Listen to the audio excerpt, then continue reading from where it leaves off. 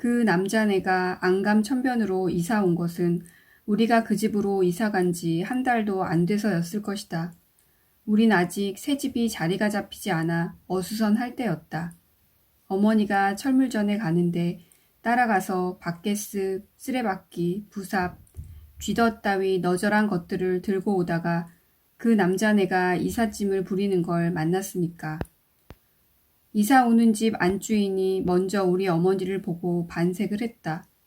어머니는 달갑지 않은 얼굴로 마지못해 인사를 받았다. 허리가 많이 굽어서 그런지 우리 어머니보다 10살은 더 들어 보이는 노마님을 그렇게 대면대면하게 대하는 건 어머니답지 않았다. 어머니의 외가 쪽 친척인데 나이는 노마님이 위지만 학렬로 따지면 어머니가 한 학렬 위라고 했다. 단지 그런 사이를 거북해 하는 것 치고는 어머니의 태도가 일방적으로 차가운 게 나는 민망하기도 하고 우습기도 했다.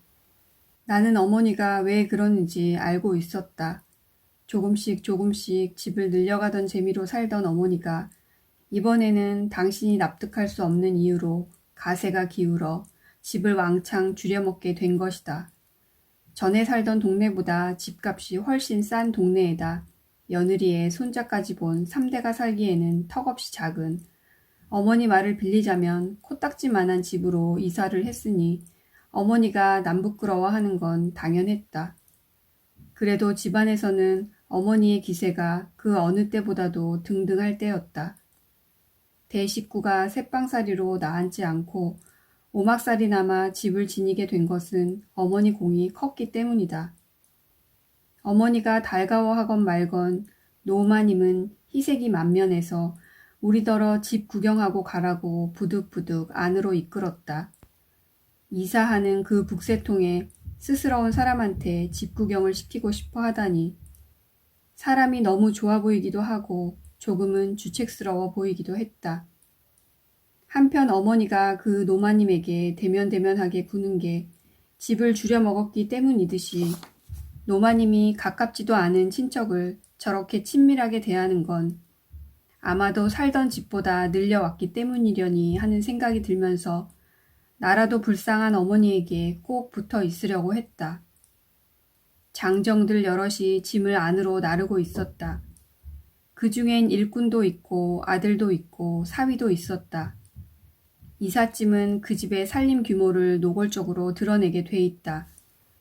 어머니는 품이 있고도 화려한 화류장롱, 고풍스러운 문갑, 길이 잘 든 사방탁자 등을 보고 기가 꺾였겠지만 나는 대강 묻기만한 책들이 몇천 권은 될 것 같은데 질리고 말았다. 노마님의 강권에 못 이겨 기웃거려 본 집 안도 그 동네의 조촐한 기와집들하고는 규모가 달랐다. 집 앞은 트럭이 몇 대 서 있는데도 차나 사람들의 통행에 불편을 안 줄 정도의 대로인데 그 집은 대로에서 들어간 골목 안에 있었다. 막다른 골목이라고 볼 수 있었으나 골목이 넓고 골목을 같이 쓰는 이웃 없이 그 집 혼자 쓰는 전용 공간이어서 서울집에는 드문 바깥 마당처럼 보였다. 그뿐이 아니었다.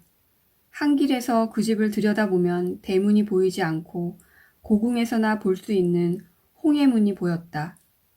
홍해문은 사랑마당으로 통하는 문이었고 안채로 통하는 대문은 홍해문이 달린 담장과 기역자로 꺾인 곳에 달려 있었다. 난 왠지 문지방이 돌로 된 위압적인 소슬대문보다는 단아하고 고풍스러운 홍해문에 더 압도당하고 있었다. 추녀를 나란히 한 고만고만한 조선 기와집하고는 격이 달라 보였다. 마침 짐을 나르던 청년이 우리 곁에서 멈묵대며 아는 척을 하고 싶어 하는 눈치를 보이자 노마님이 우리 막내라고 인사를 시켰다. 서글서글한 미남이었다. 막내를 보는 노마님 얼굴은 흐뭇한 미소로 주름이 가득해졌다. 손자라야 알맞을 것 같은 나이 차이 때문에 노마님이 좀 더 주책 맞아 보였다. 청년은 평상복에 교모를 쓰고 있어서 나는 냉큼 그가 어느 학교 다닌다는 것부터 알아보았다. 내가 다니는 여고하고 같은 동네에 있는 고등학교였다. 당시 광화문을 중심으로 신승로, 안국동, 개동, 수성동 일대에는 10개가 넘는 남녀 중고등학교가 몰려 있었으니까 그 정도를 무슨 기이한 인연이라고 생각한 건 아니었다.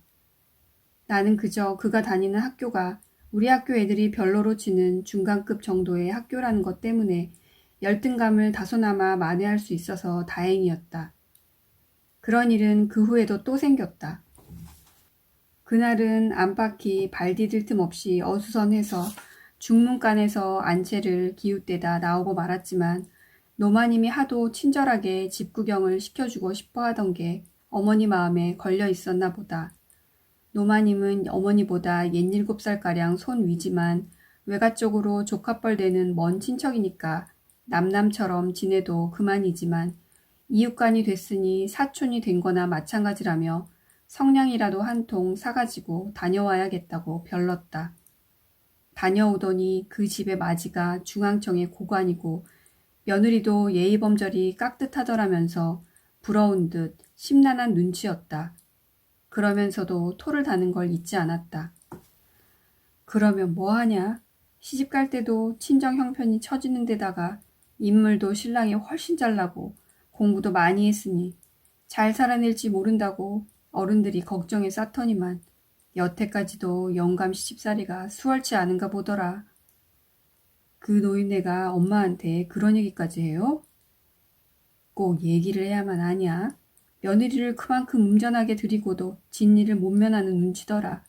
남한테 잘하는 것도 영감님하고 시집 식구들한테 기죽을 못 펴 버릇한 게 아주 굳어버린 게지 뭐. 웬 부자님 마나님이 왜 그러고 사는지 몽당 치마에다 손은 갈퀴 같고.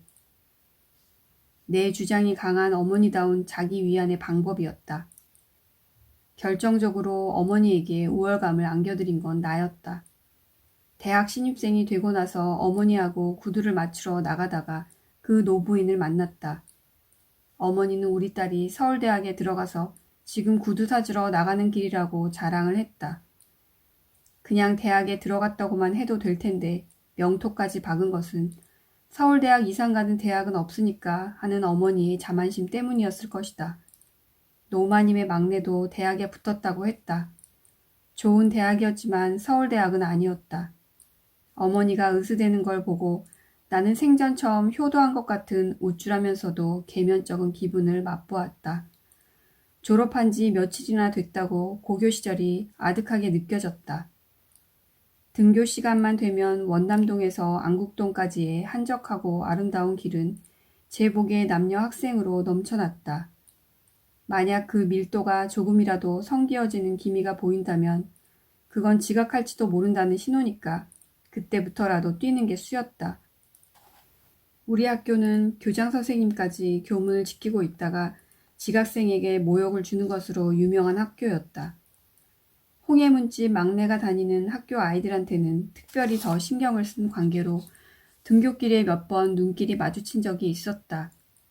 짧은 일별로도 그의 전체가 빛나는 것을 느낄 수가 있었다. 그 애도 나를 알아보았는지 미처 확인할 새도 없이 황급하게 눈길을 피하긴 했지만 잠깐이라도 그 애하고 눈길이 마주친 날은 온종일 기분이 좋았다. 그건 내가 특별히 얌전하거나 내숭스러워서가 아니라 고교생의 이성교제가 엄격하게 금지돼 있을 때였고 나는 그 중에도 답답한 모범생이었다. 둘이 똑같이 대학생이 된 걸 알고 제일 먼저 떠오른 생각은 이젠 마주쳐도 그럴 필요가 없다는 설레는 자유의 예감이었다. 흰 교복깃을 안으로 꾸겨 넣지 않고도 극장에 드나들 수 있다는 사소한 자유만 상상해도 가슴이 터질 듯한 초년생이었으니 그까짓 게 특별한 감정일 리는 없었다.